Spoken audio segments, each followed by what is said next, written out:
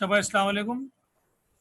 फ़ाखिर बात कर रहा हूँ मैं। लेक्चर स्टार्ट करने से पहले मुझे कंफर्म करें कि आपको मेरी आवाज़ आ रही है।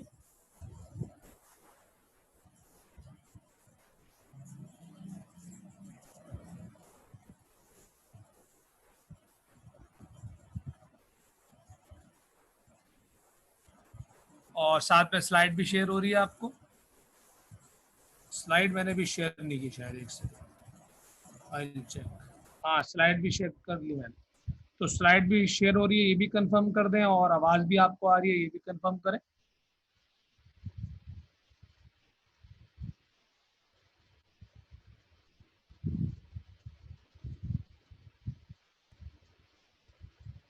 कैमरे अपने ऑफ कर दें, और जो लोग अगेन अपने रियल नामों से नहीं आए, उल्टे सीधे नामों से आए, मैं रिमूव कर दूंगा उनको, तो काइंडली फ़ायदा नहीं है।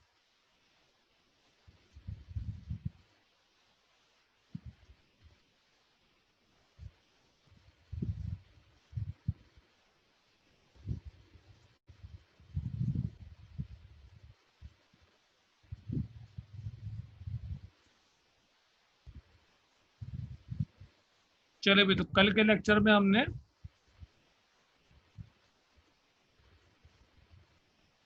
कॉम्प्लेक्स हाइड्राइड पे बात की थी। उसका रिव्यू लेते हैं, और रिव्यू लेकर लिख लेते हैं, लिखना रह गया।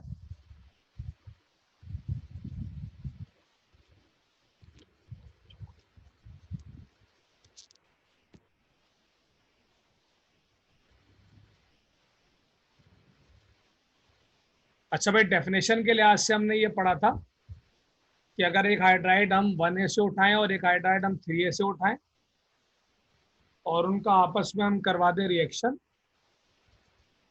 तो उस सूरत में एक नया कंपाउंड बनेगा, और उस नए कंपाउंड को हम बोलते हैं कॉम्प्लेक्स हाइड्राइड। फॉर्मेशन के लिहाज से हमने क्या कहा था, क्योंकि जाहिर सी बात है पूरा उतनी डिटेल में तो नहीं समझा सकता, तो समराइज कर रहा हूँ कि जो हाइड्राइड 1A का होता है उसमें आयनिक बॉन्डिंग होती है। जैसे LiH लिया हमने, इसमें आयनिक बॉन्डिंग है। लिथियम के पास 3 इलेक्ट्रॉन थे, एक लूज हो गया तो पॉजिटिव हो गया। हाइड्रोजन के पास एक इलेक्ट्रॉन था, एक गेन हो गया तो नेगेटिव। दोनों के पास दो दो इलेक्ट्रॉन है। फिर एक हाइड्राइड हमने 3A से लिया, AlH3। अच्छा, 3A का जो ग्रुप है वो आपको पता है कोवेलेंट बॉन्डिंग करता है, तो AlH3 में 3 अदद कोवेलेंट बॉन्ड पड़े हमने, याद आ रहा होगा आपको। हर कोवेलेंट बॉन्ड का मतलब हमने बोला था 2 इलेक्ट्रॉन, तो 6 इलेक्ट्रॉन हो गई है। फिर अल्मोनियम ने इलेक्ट्रॉन को 6 से 8 पे लाने के लिए हाइड्रोजन को नेगेटिव फॉर्म में छीना। अगर आप डायग्राम देखें तो हाइड्रोजन के पास 2 इलेक्ट्रॉन है, हाइड्रोजन नॉन मेटल है, अल्मोनियम मेटल है। तो अल्मोनियम ने हाइड्रोजन को अपने पास बुलाया, H नेगेटिव को, कितने इलेक्ट्रॉन के साथ? 2 इलेक्ट्रॉन के साथ, और 2 इलेक्ट्रॉन की शेयरिंग करके अपने पास 8 इलेक्ट्रॉन कर लिए। अब ये जो H नेगेटिव वाली बॉन्डिंग है, इसमें क्योंकि दोनों इलेक्ट्रॉन H नेगेटिव दे रहा है, H नेगेटिव के बाद 2 इलेक्ट्रॉन है और दोनों के दोनों वो शेयर करा रहा है, तो जहां पे 2 इलेक्ट्रॉन शेयर हो रहे हो और दोनों के दोनों एक ही एटम के हो, उसको बोलते हैं कोऑर्डिनेट बॉन्ड, और ये एरो से शो होता है। तो 3 जो पुराने वाले बॉन्ड थे वो कोवेलेंट थे, चौथा जो बॉन्ड अब बना वो कोऑर्डिनेट हो गया। नतीजे में ये बन गया AlH4 नेगेटिव, और दूसरी तरफ जो Li बच गया वो पॉजिटिव है, क्योंकि उसके पास 2 इलेक्ट्रॉन है, 3 थे। अब एक चीज पॉजिटिव है Li, और एक चीज नेगेटिव है AlH4, तो ये आखिर में मिल जाएंगे, जाहिर सी बात है नेगेटिव और पॉजिटिव, तो ये आयनिक बॉन्ड बन जाएगा। तो तीनों बॉन्ड हो गए एक साथ। कोवेलेंट पहले था 3H के साथ, H माइनस के साथ कोऑर्डिनेट बना, और फाइनल जो बॉन्ड बना वो आयनिक बना। तो इसका मतलब है इस कंपाउंड में तीनों बॉन्ड है, और जिस कंपाउंड में तीनों बॉन्ड होते हैं उसको बोलते हैं कॉम्प्लेक्स कंपाउंड। और क्योंकि यहाँ पे साथ में हाइड्रोजन भी है, तो कॉम्प्लेक्स के साथ हाइड्राइड भी डाल दिया, तो नाम पड़ गया कॉम्प्लेक्स हाइड्राइड। यस, कोई चीज रिपीट करवानी है तो प्लीज बताइए, ये नहीं कहिएगा पूरा रिपीट करना है। ये बोल सकते हैं आप कि सर ये वाली बात क्लियर नहीं है, या ये वाली बात क्लियर नहीं है। ओवरऑल कंप्लीट तो मैंने रिवाइज कर दिया। बनानी तो बना दे, कोई देर में तो। हाँ, अच्छा।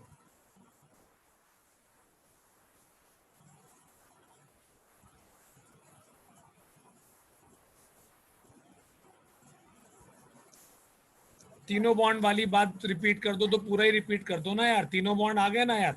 Al ने 3 बॉन्ड कोवेलेंट बनाए, चौथा बॉन्ड कोऑर्डिनेट आया H नेगेटिव के साथ, और जो आखिर में ये दोनों मिलेंगे ये आयनिक होगा, तो तीनों बॉन्ड हो गए ना एक साथ। अल्मोनियम तीसरे ग्रुप का। आमिर चमाट रख दूंगा मैं, अभी तक ये नहीं पता तुम्हारे को कि अल्मोनियम कौन से ग्रुप का है।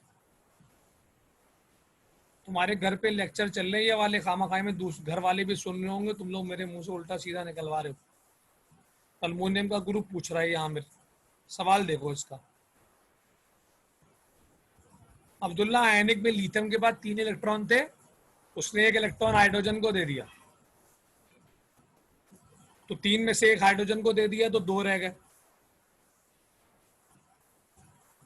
और जब कोई एटम इलेक्ट्रॉन लूज करता है तो पॉजिटिव हो जाता है, तो पॉजिटिव हो गया। हाइड्रोजन के पास 1 इलेक्ट्रॉन था, 1 लिथियम से ले लिया, उसके पास भी 2 हो गए। और जब कोई एटम इलेक्ट्रॉन गेन करता है तो नेगेटिव हो जाता है। इसको आयनिक बॉन्ड बोलते हैं। अच्छा, आखिरी वाले आयनिक बॉन्ड का पूछ रहे हो, वो तो सबसे आसान बात है कि जो Li बचा हुआ है आखिर में वो पॉजिटिव है, और AlH4 जो आखिर में बचा हुआ है वो नेगेटिव है। तो नेगेटिव और पॉजिटिव में जो बॉन्ड बनता है वो आयनिक होता है।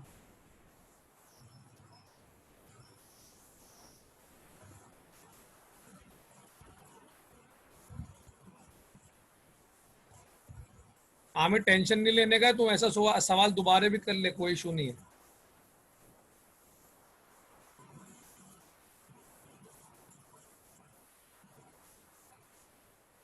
खामोश हो गया बेचारा आमिर। आमिर नो टेंशन, आइंदा से आहिस्ता से बोलूंगा, घर वाले सुन रहे होंगे तुम्हारे। चले लिखते हैं, ठीक है, हो गया, गपशप भी हो गई, हल्की फुल्की गपशप सही रहती है। ओवर जो हो जाते हैं वो अच्छी बात नहीं है। चले अब जरा पढ़ाई कर लेते हैं, वर्डिंग लिखना शुरू करते हैं, उसके बाद भी कोई सवाल होगा तो कीजिएगा। लिखें।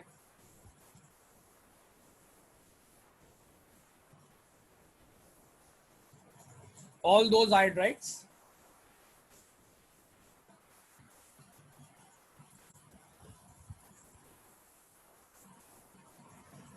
all those hydrides obtained में ed आएगा। all those hydrides obtained by combining,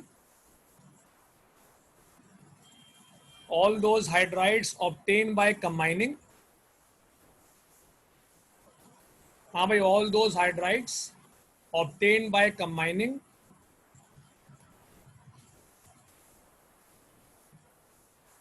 obtained by combining hydrides of, obtained by combining hydrides of group 1a and group 3a,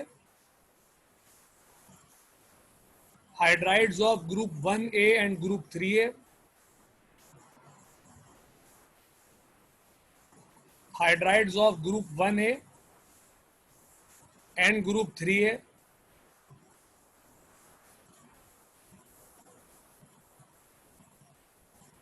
comma, called complex hydrides.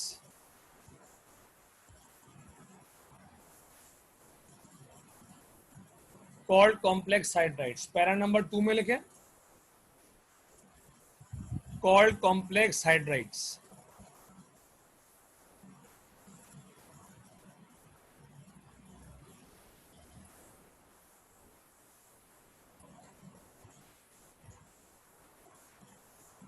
Para number 2, these hydrides are called so because, these hydrides are called so because,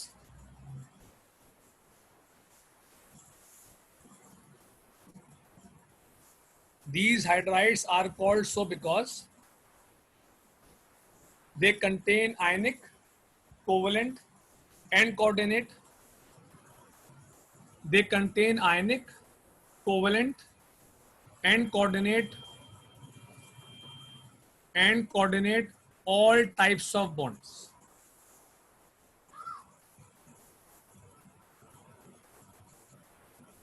All types of bonds. All types of bonds. Para number 3 लिखें, they are not, chat box देख लीजिएगा,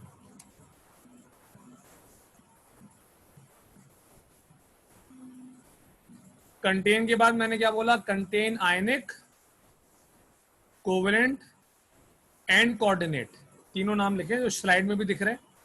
contain के बाद ionic, covalent and coordinate, all types of bonds,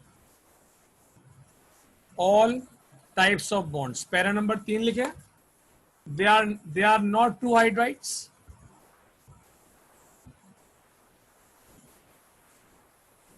they are not two hydrides, they are not true hydrides as they contain more than two elements. They are not true hydrides as they contain more than two elements.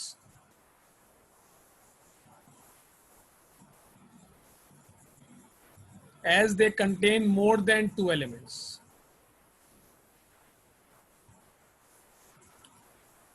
As they contain more than two elements.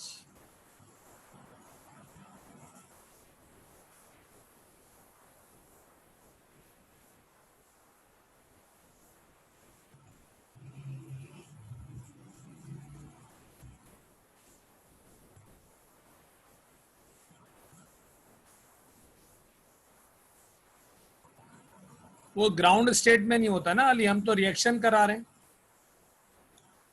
वैसे aluminium भी stable होता है, aluminium के तो बर्तन होते हैं, glass नहीं होते अल्मुनियम के। अल्मुनियम भी स्टेबल है, ऐसी बात नहीं है, लेकिन हम तो रिएक्शन में यही दो शो करते हैं, बोरॉन और अल्मुनियम, क्योंकि ये स्टेबल होते हैं। लेकिन वैसे भी रिएक्शन में ज़रूरी नहीं है कि एलिमेंट जो है वो स्टेबल ना हो तो वो रिएक्शन कर ही नहीं सकता। बस सोडियम भी तो स्टेबल नहीं है, पर मार्केट में जाओगे सोडियम मांगोगे मिलेगा।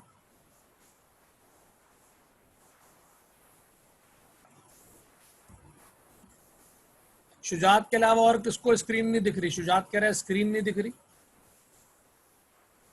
अहमद क्लियर हो गया तुम्हें? सही है। शुजात आपको स्क्रीन दिख रही है नहीं दिख रही?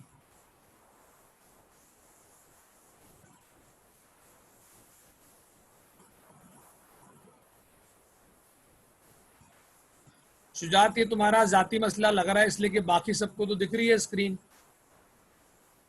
अब आ गई, सही है भाई।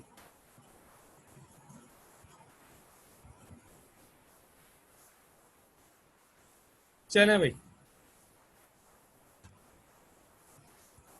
अब हेडिंग डाल दें प्रिपरेशन।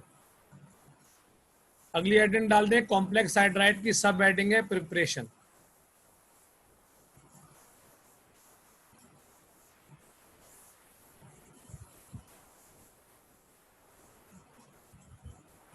लास्ट लाइन में बोला, मैंने बोला they are not to hydrides because they contain more than two elements, क्योंकि हमने पढ़ा था कि दो से ज्यादा एलिमेंट नहीं होने चाहिए। इसमें 3 एलिमेंट है, लिहाजा ये ट्रू हाइड्राइड नहीं कहलाता। ये मैंने उर्दू में कर दिया, इंग्लिश में क्या था? They are not true hydride because they contain more than 2 elements. चलिए भाई प्रिपरेशन में लिखे। अब बड़ा आसान से काम रह गया, तेज तेज करो। इसमें लॉजिकल पढ़ लिया हमने काम, अब स्पीड बढ़ा देते हैं। Complex hydrides can be prepared by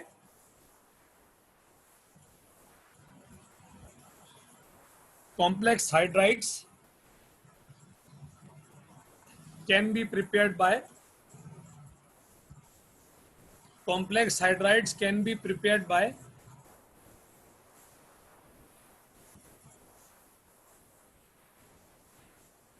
direct combination of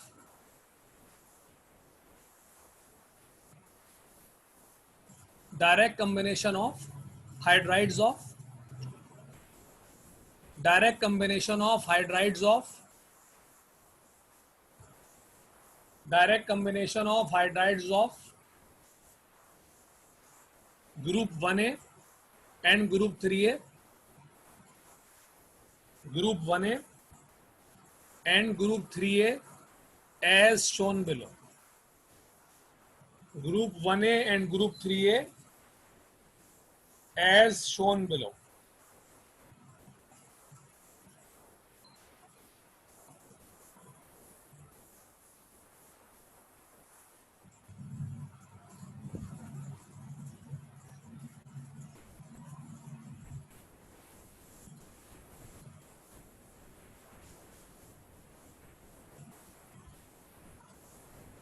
अच्छा, अब इक्वेशन में आपको एक बात मैं आपको बताना चाहता हूँ, और वो मैं आपको ये बताना चाहता हूँ कि यहाँ पे आप लिथियम की जगह 1A में सोडियम और पोटाशियम भी ले सकते हैं।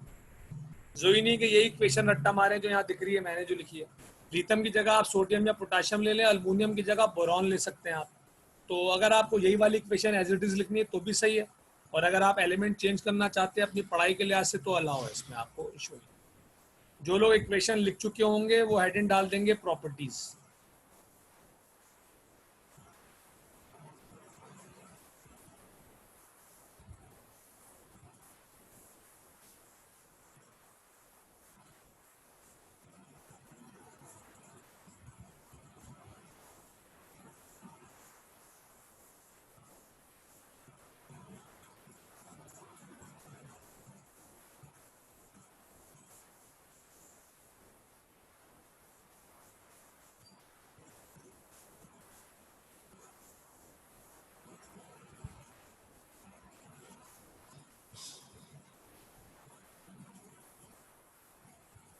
इक्वेशन लिखने के बाद हेडिंग डाल दिया आपने प्रॉपर्टीज।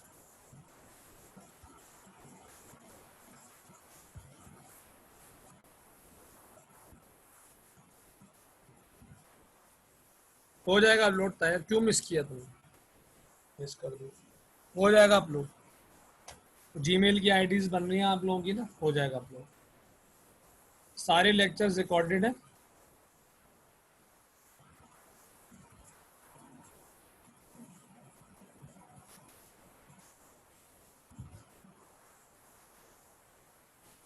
लिहाजा आपको मिल जाएंगे, परेशान नहीं।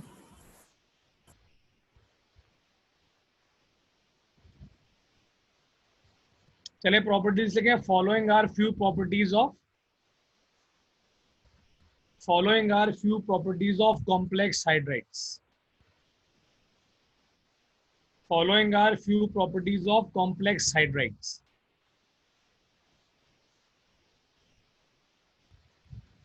Following are few properties of complex hydrides. Number one,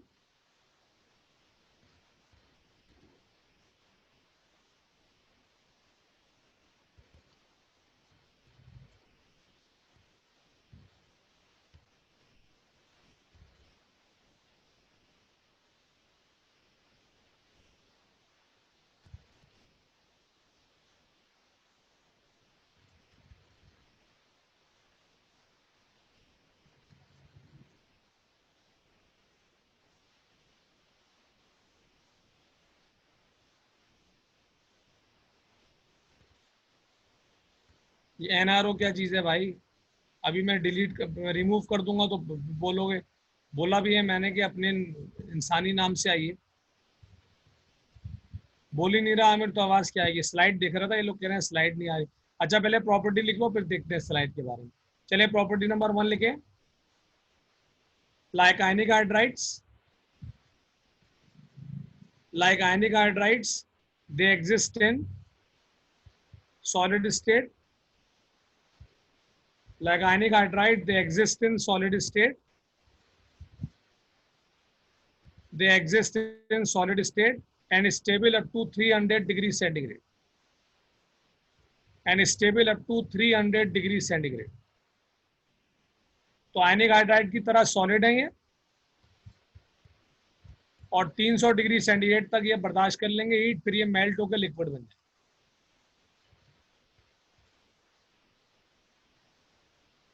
point number 2, they are soluble in water, क्योंकि इनमें आयनिक बॉन्डिंग है। जहां पर भी आयनिक बॉन्डिंग होती है वो पानी में सॉल्युबल होता है। तो they are soluble in water, they are soluble in water.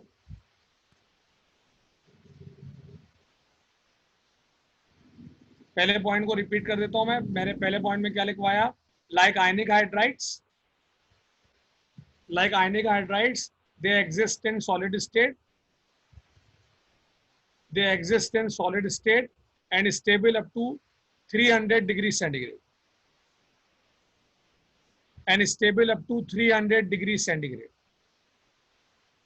Point 2 में मैंने क्या बताया कि they are soluble in water. नहीं, पोलर का चक्कर इसमें नहीं होता फकर, वो पोलर सॉल्वेंट और पोलर कंपाउंड का चक्कर है। यहाँ पे सॉल्ट वाली बात है, आइंस है तो आयंस होने की वजह से पानी में डिजोल्व हो जाता है। जहन पे ज्यादा जोर ना दे। तो they are soluble in water,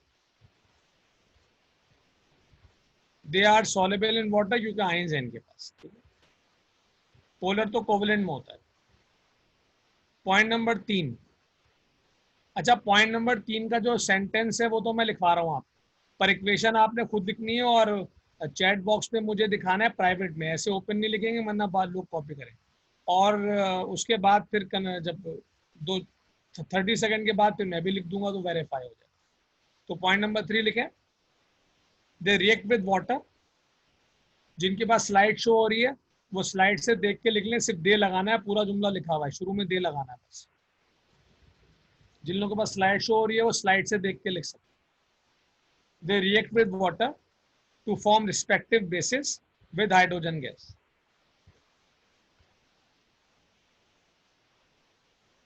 They react with water to form respective bases with hydrogen gas.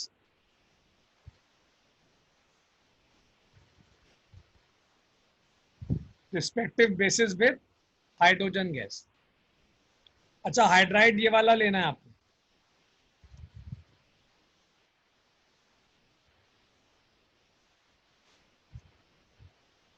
चलो, हाइड्राइड वो लेना है जो मैंने चैट बॉक्स में लिखा है। वर्डिंग पॉइंट नंबर 3 की वर्डिंग को देखते हुए इसकी इक्वेशन लिखें और मुझे प्राइवेट में बैलेंस करके शेयर करें, बैलेंस भी होनी चाहिए।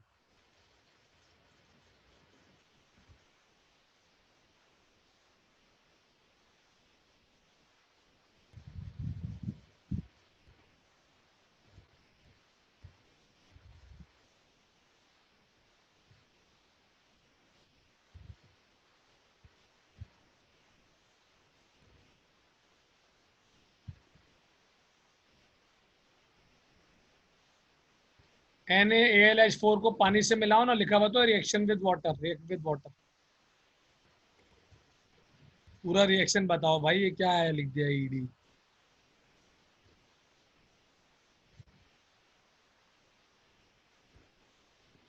दो रिएक्शन कंप्लीट कर ले, वर्डिंग को पढ़कर वो शेयर करें मुझसे।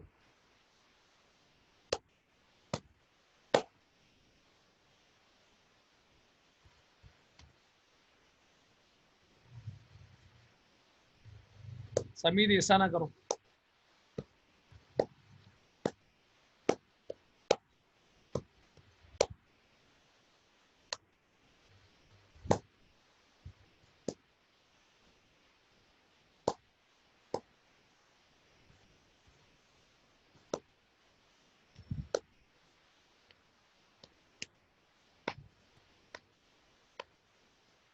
जी बिल्कुल रजा, थर्ड पॉइंट के बाद लिखना और थर्ड पॉइंट को पढ़ के लिखना, उसी को पढ़ के लिखोगे ना। NaAlH4 को पानी से मिलाओगे और जो लिखा हुआ है वो करोगे। बेस बनाना मैंने आपको 2-3 दिन से सिखाया हुआ।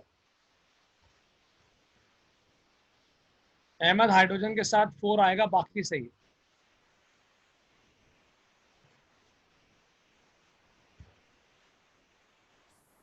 हाइड्रोजन के साथ 4 आएगा, बाकी ओके।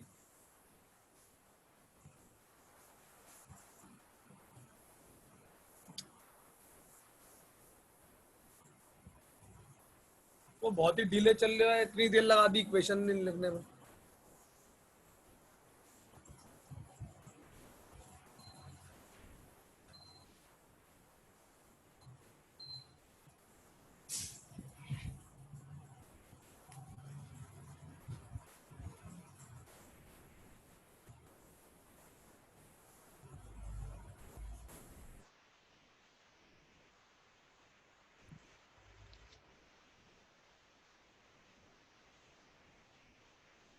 एजाज, अल्मोनियम की वैलेंसी 3 है, उसके चक्कर में तुम्हारे बैलेंसिंग के शदीद मसाइल आ गए, बाकी ओके।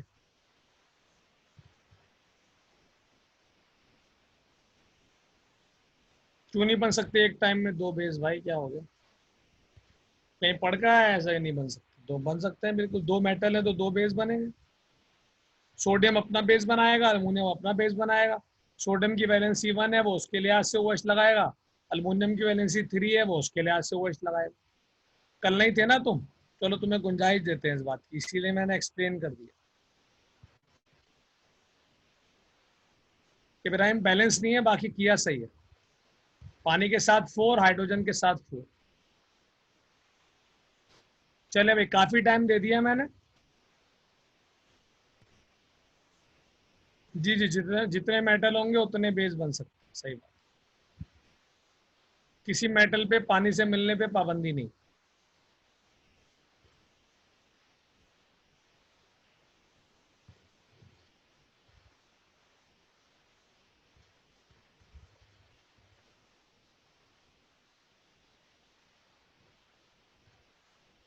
इब्राहिम अपनी इक्वेशन जरा एवरी वन में लिख दो, प्राइवेट से हटा के। अच्छा, अब ये इब्राहिम की इक्वेशन मैं लिखवा रहा हूँ बाकियों के लिए। इसमें सिर्फ बैलेंसिंग की गलती है, वो मैं सही करा दे रहा हूँ। इब्राहिम कॉपी पेस्ट करो जरा अपनी इक्वेशन, प्राइवेट हटाकर।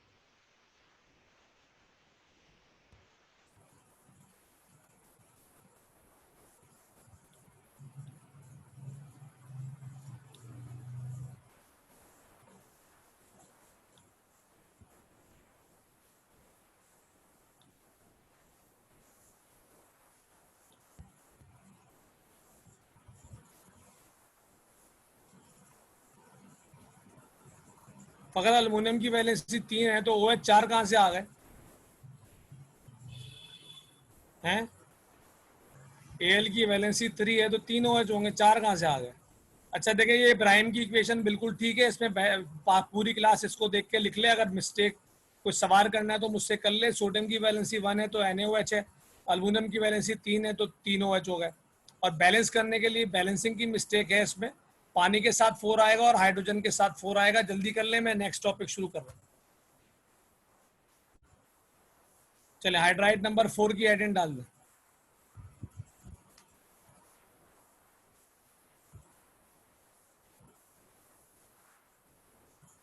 यहाँ से कॉपी कर लें, पानी के साथ 4 आएगा, हाइड्रोजन के साथ 4 आएगा। लॉजिकल कोई इशू नहीं होना चाहिए, बार बार सिखाया है आपको बेस बनाना।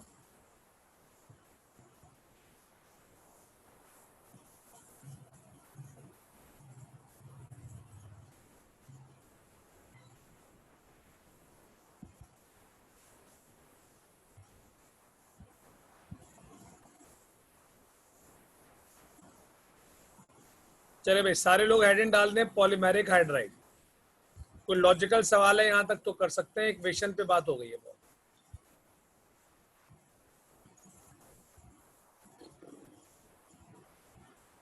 अच्छा, अब ये आखिर के 3 हाइड्राइड बहुत छोटे से हैं, लिमिटेड सी इंफॉर्मेशन है। पढ़ाई का तरीका ये है कि मैं पूरा सुनाऊंगा आपको, जब ओके हो जाएगा सुन लेंगे आप, फिर आपसे क्वेश्चन ले लूंगा, और क्वेश्चन नहीं आएंगे तो एक वर्डिंग लिखवा दूंगा। ये पैटर्न है, ठीक है? तो बीच बीच में रुकना नहीं है, पूरा इकट्ठा मैं आपको सुना रहा हूँ, उसके बाद फिर मैं पूछता हूँ आपसे।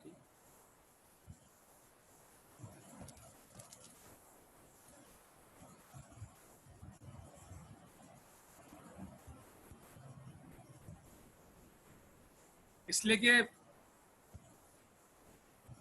हाइड्राइड पानी से मिलता है तो हाइड्रोजन तो बनता है। अब यहाँ पे 2 तरह के हाइड्राइड बनने हैं तो हाइड्रोजन भी ज्यादा बना है, इसलिए बनेगा हाइड्रोजन गैस।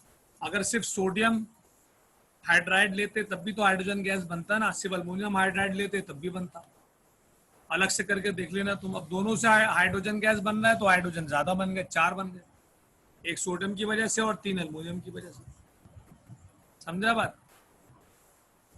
अच्छा भाई, अब ये पॉलीमेरिक हाइड्राइड सुने सब, देखो और जो सुने फॉर 5 मिनट्स।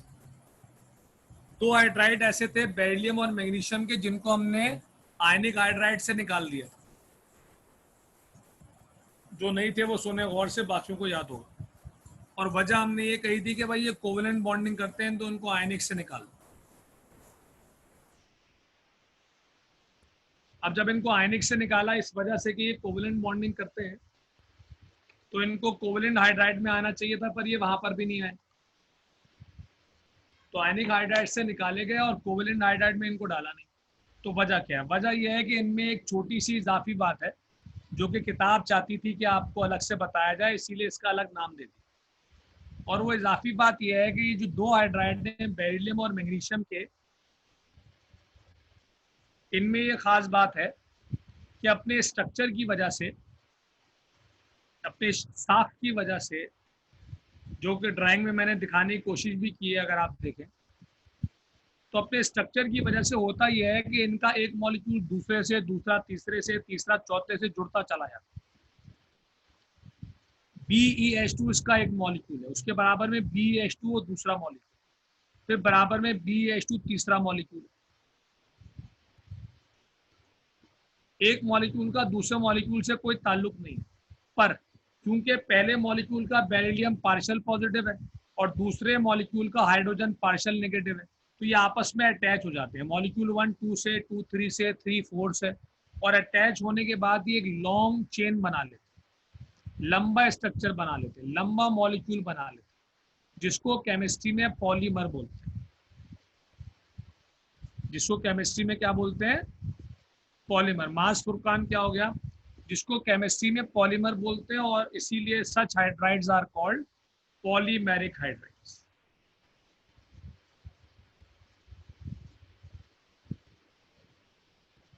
छोटा सा कॉन्सेप्ट है, नया जरूर है, पर इतना ही है बस कि बेरिलियम हाइड्राइड होता है BeH2, मैग्नीशियम हाइड्राइड होता है MgH2।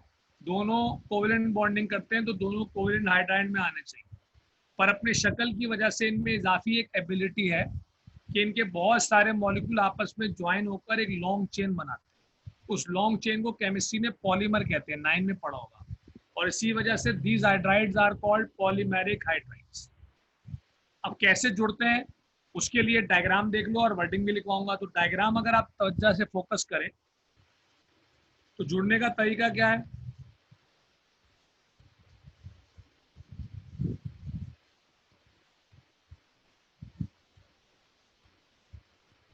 तो जुड़ने का तरीका क्या है भाई? कि बेरिलियम और मैग्नीशियम के जो हाइड्राइड हैं, उनमें खास बात क्या है कि भाई उनका एक मॉलिक्यूल का जो बेरिलियम है वो दूसरे मॉलिक्यूल के हाइड्रोजन से जुड़ जाता है, किसी बॉन्डिंग के बगैर, चार्जेस की वजह से। बेरिलियम पॉजिटिव होता है, हाइड्रोजन नेगेटिव। दूसरे मॉलिक्यूल का बेरिलियम तीसरे मॉलिक्यूल के हाइड्रोजन से जुड़ जाता है, और इसी तरह ये काम ये करते चले जाते हैं, और ऐसा करके ये एक लॉन्ग चेन बना लेते हैं, जिसको पॉलीमर कहते हैं। लिहाजा such hydrides are called polymeric hydrides.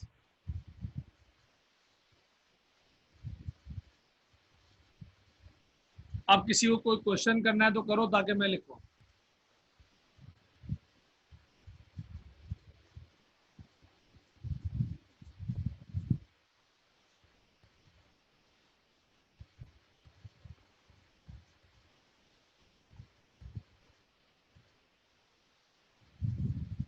किसी को कोई मसला है तो बता दे भाई प्लीज, ताकि मैं रिपीट कर दूं इन केस मसला है। चले मैं वर्डिंग लिखवा रहा हूँ, वर्डिंग के बाद दोबारा भी अगर कोई मसला हो तो बताइएगा।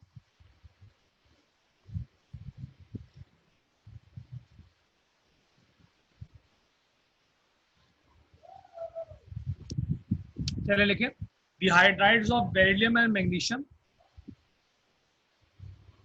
the hydrides of beryllium and magnesium have the ability, the hydrides of beryllium and magnesium have the ability to form,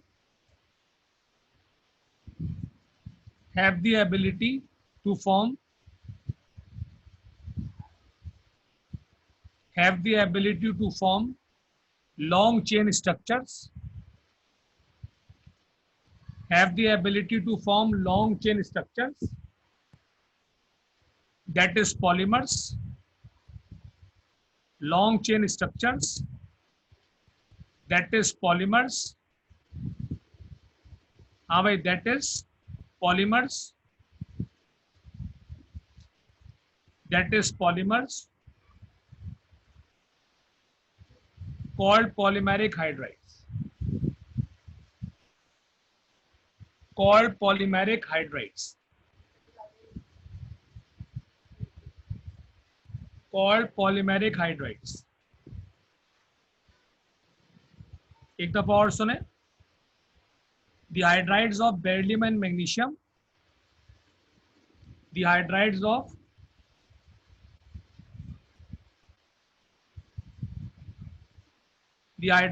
beryllium and magnesium have the ability to to form long chain structures,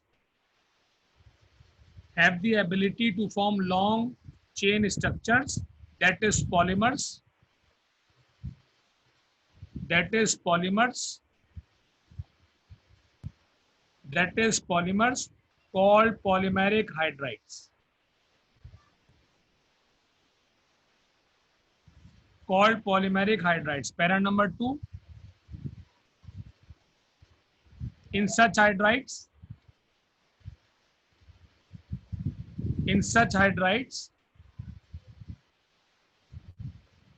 in such hydrides, partial positive beryllium, partial positive beryllium of one molecule, partial positive beryllium, beryllium का symbol इस्तेमाल कर सकते हैं आप नाम लिखने के बजाय, partial positive beryllium of one molecule is attached with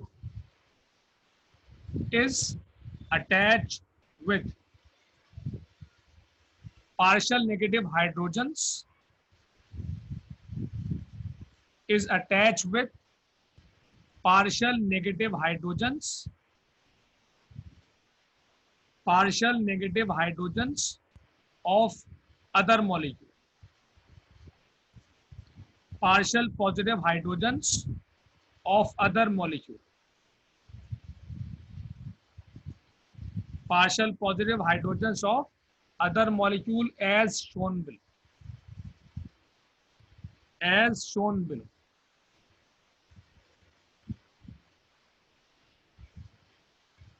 अब ये जो मैंने हैंड रिटन स्ट्रक्चर बनाया, अगर आपको ये विजिबल है सही तो आप बना लो, और अगर विजिबिलिटी का मसला है तो बुक में पेज नंबर 19 पे बना हुआ है, तो वहां से बना लीजिएगा, आपको जो आसान लगे। पर जगह उतनी छोड़नी है आपने जितनी आपको इसके लिए चाहिए, आपको अंदाजा और अच्छा। उसके बाद बनाने के बाद आपने ये पॉइंट नंबर 3 लिखना है। जब आप ये ड्रॉ कर लोगे तो पॉइंट नंबर 3 लिखोगे। आप जब लिख लोगे तो मैं इसका मतलब बताता हूँ। पहले आप ये स्ट्रक्चर ड्रॉ कर लो, जिनको बहुत ही बुरी विजिबिलिटी है इस स्लाइड की, वो बुक से देख लीजिएगा, वरना ड्रॉ कर लें, और ड्रॉ करके जो है वो आप पॉइंट नंबर 3 जो है एज इट इज कॉपी करें।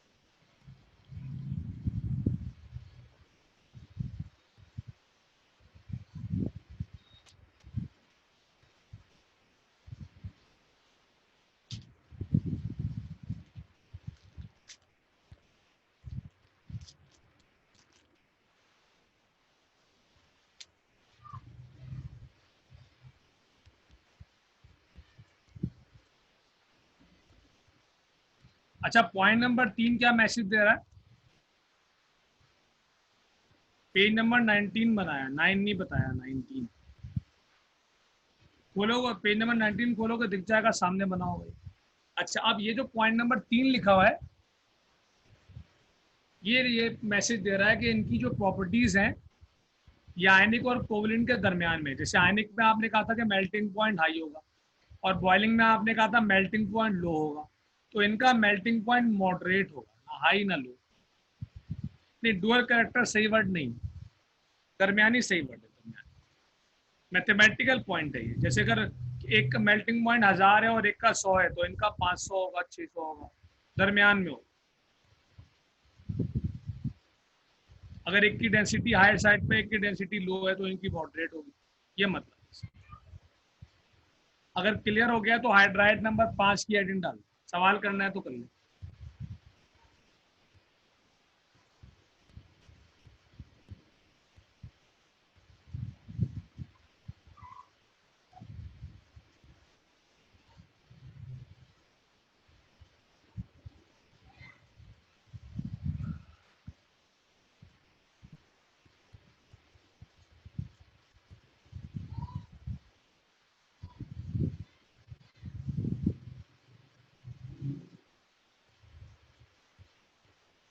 उर्दू में नहीं पता मेरे को भाई, उर्दू में पूछ।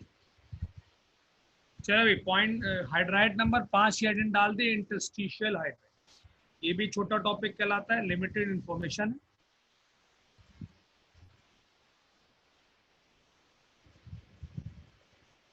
इसकी शुरू की जो 4 लाइनें हैं ना, ये डेफिनेशन।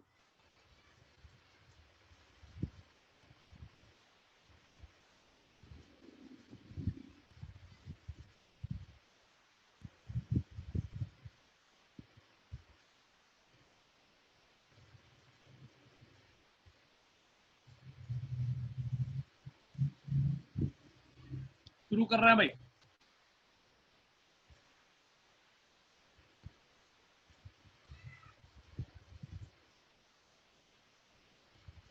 हाँ, मेटालिक हाइड्राइड का दूसरा नाम, सही बात। चले सुने। अच्छा, पहले पॉइंट में ये बताया है आपको कि ट्रांजिशन एलिमेंट एक एलिमेंट का ग्रुप है, तो चैप्टर 5 में डिटेल में पढ़ना है आपने। तो जो ट्रांजिशन एलिमेंट होते हैं उसके बारे में 2 बातें आपने ध्यान में रखनी। पहली बात ये ध्यान में रखनी है, पॉइंट नंबर 1 में वो क्लियर मेंशन नहीं है, मैं आपको बता रहा हूँ। पहली बात आपने ये ध्यान में रखनी है कि पीरियोडिक टेबल में नीचे, तो पीरियोडिक टेबल में नीचे होने जैसे कि एटॉमिक साइज बहुत बड़े, टॉप से बॉटम एटॉमिक साइज बढ़ते हैं, तो जो पीरियोडिक टेबल में नीचे होंगे उनको एटॉमिक साइज बड़े होते हैं। दूसरा, दे आर ऑल मेटल्स, यानी कि सॉलिड्स हैं, और सॉलिड के जो पार्टिकल होते हैं वो चिपके हुए होते हैं। तो एक तो एटम स्फेरिकल है, दूसरा एटॉमिक साइज बड़े हैं, और तीसरा ये चिपके हुए हैं।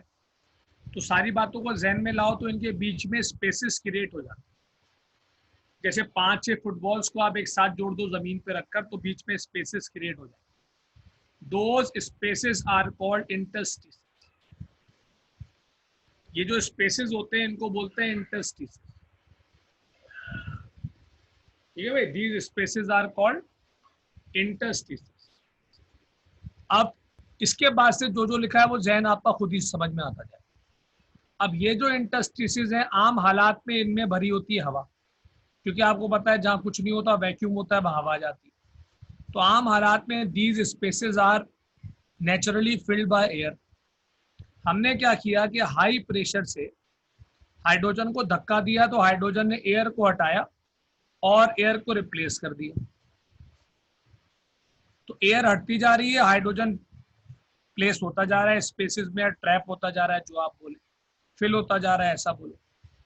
एक वक्त आएगा कि सारे के सारे स्पेसेस भर जाए, all spaces are filled by hydrogen. जितने स्पेस इंटरस्टिशियल उस ट्रांजिशन एलिमेंट में थे सब भर गए। जब सारे स्पेस भर जाएंगे तो एक तरह का मिक्सचर बन जाएगा।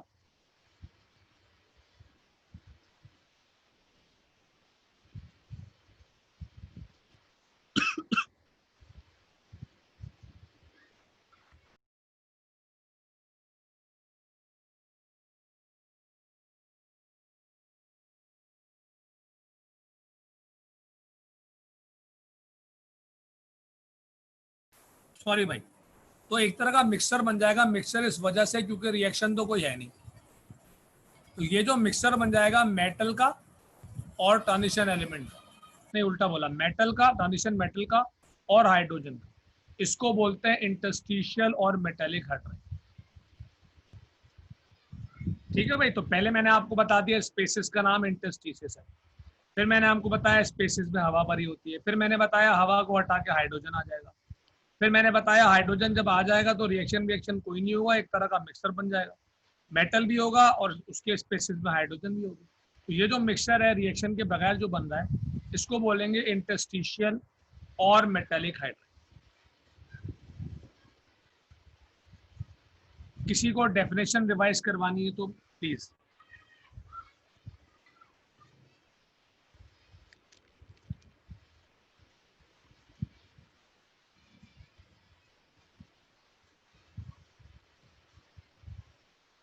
चेक करना चाह रहा था मैं तुम लोगों को, 3 दफा रिपीट कर दी मैंने।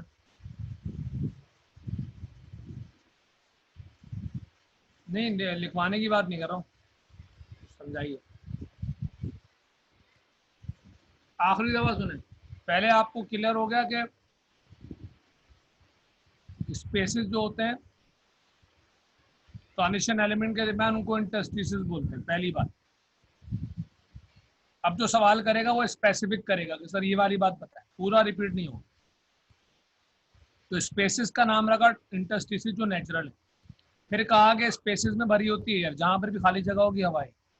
फिर बोला हवा को हटा के हाइड्रोजन ट्रैप कर दिया, हाइड्रोजन को हटाया, हाई प्रेशर से हाइड्रोजन को हटाया, हाइड्रोजन बोल रहा हूँ, एयर को हटाया और हाइड्रोजन को ट्रैप करा दिया। जब हाइड्रोजन ट्रैप हो गई, फिल हो गई, तो एक तरह का मिक्सचर बन गया मेटल और हाइड्रोजन का, उसका नाम रख दिया इंटरस्टिशियल या मेटल। अब हाथ के हाथ में अगले 2 पॉइंट बता दो।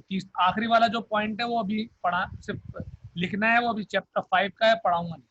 तो अब 2 पॉइंट और हैं जो पढ़ने। पहला पॉइंट कि they are not true hydride, तो ये तो हर अच्छे पढ़ने वालों को समझ में आ रहा है कि हाइड्राइड के लिए तो कंपाउंड होना जरूरी था, यहाँ तो रिएक्शन ही नहीं हो रहा, मिक्सचर बन रहा है, कंपाउंड है ही नहीं, तो ये ट्रू हाइड्राइड तो हो ही नहीं सकते, क्योंकि ये ट्रू हाइड्राइड की डेफिनेशन को फॉलो नहीं कर रहा है।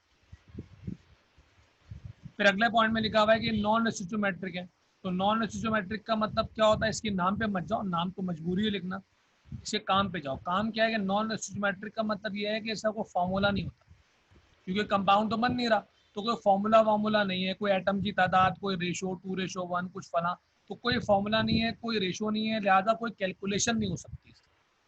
तो इसको लेके कोई कैलकुलेशन नहीं हो सकती, लिहाजा इसका नाम रख दिया नॉन स्टिचोमेट्रिक। फर्स्ट टाइम में पढ़ा था स्टिचोमेट्रिक, उससे निकला है।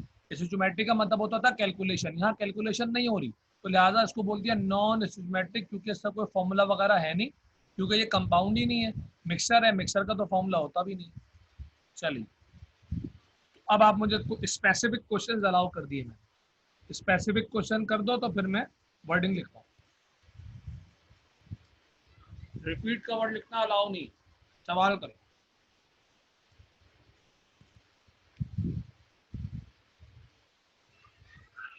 हाँ, क्वांटिटेटिव नहीं, सही करा दिया ना रिपीट, अल्लाह भला करेगा। नहीं, नॉन रिएक्टिव नहीं है, पर फिलहाल रिएक्शन करवाना नहीं चाह रहे हम, तो जो उनको रिएक्शन करवाने के लिए कंडीशंस चाहिए वो हम नहीं दे रहे।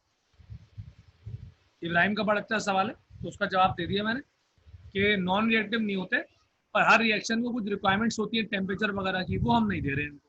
हम सिर्फ प्रेशर दे रहे हैं जिससे ये ट्रैप हो रहा है, रिएक्शन करने के लिए हीट चाहिए होती है, वो नहीं दे रहे। इब्राहिम, क्लियर हो गई बात?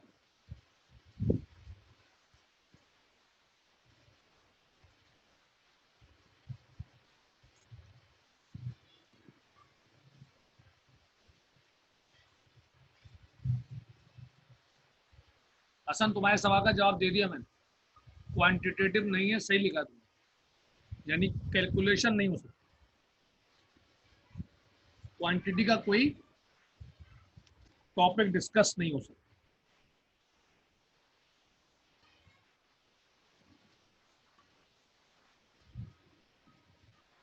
चलो लिखो।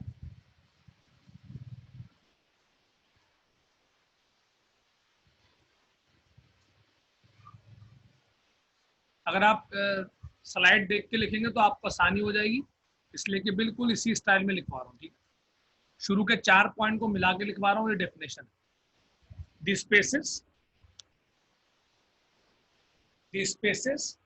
Present between the spaces present between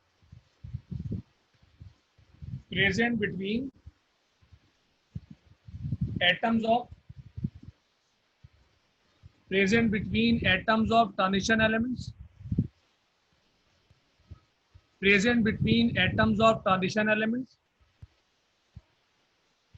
हाँ भाई, present between atoms of transition elements, metal और एलिमेंट बहुत एक ही बात है, दोनों लिख सकते हैं। Transition elements are called interstices normally filled by air, are called interstices normally filled by air. normally filled by air, normally filled by air, full stop. When air is replaced by hydrogen, when air is replaced by hydrogen,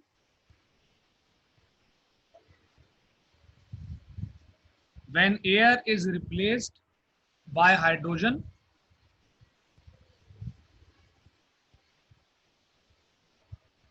when air is replaced by hydrogen through high pressure, through high pressure, then a mixture of, then a mixture of hydrogen and metal, then a mixture of hydrogen and metal is obtained, then a mixture of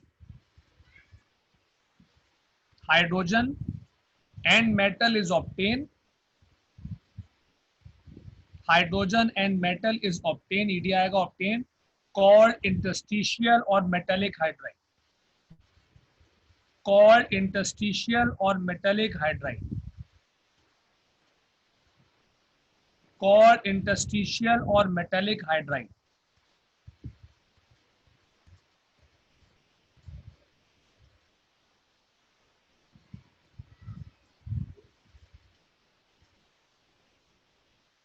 para number 2,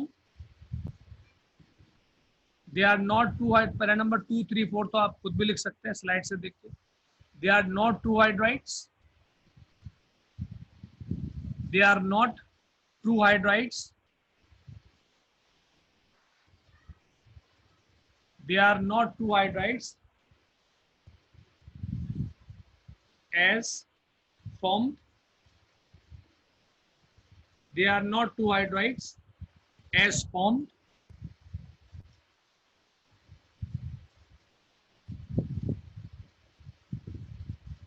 they are not true hydrides as formed without any chemical reaction, as formed without any chemical reaction, without any chemical reaction. Next paragraph, they are non-stoichiometric in nature, they are non-stoichiometric in nature,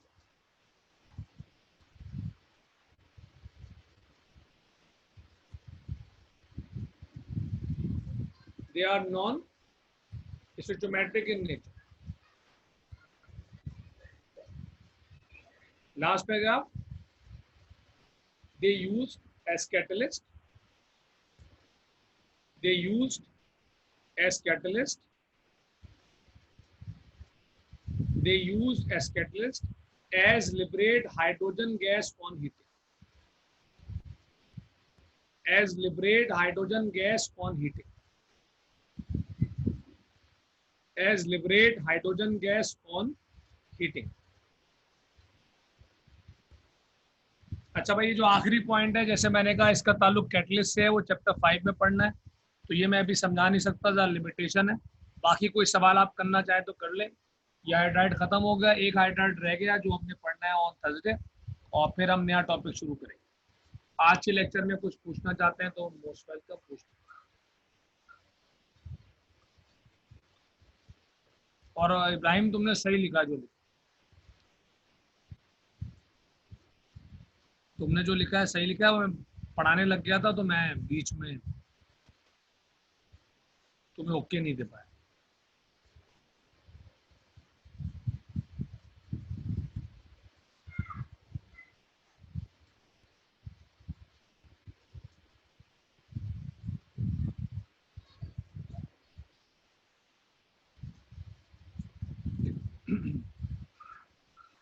सबको clear है भाई? चलो अच्छी बात, ठीक है भाई. चलें, क्वेश्चन आप अपने जहन में रख सकते हैं, और इंशाल्लाह आपसे मुलाकात होगी थर्सडे को, तो थर्सडे को भी आप सवाल कर सकते हैं. आज के लिए इतना ही है. क्वेश्चन नहीं आ रहे, इसका मतलब क्लियर हो गया, तो इंशाल्लाह मिलते हैं ऑन थर्सडे. तब तक के लिए सबको दुआओं में याद रखिएगा और अच्छा हो जाए सबके लिए। तो इंशाल्लाह थर्सडे को मिलते हैं। अल्लाह हाफिज़।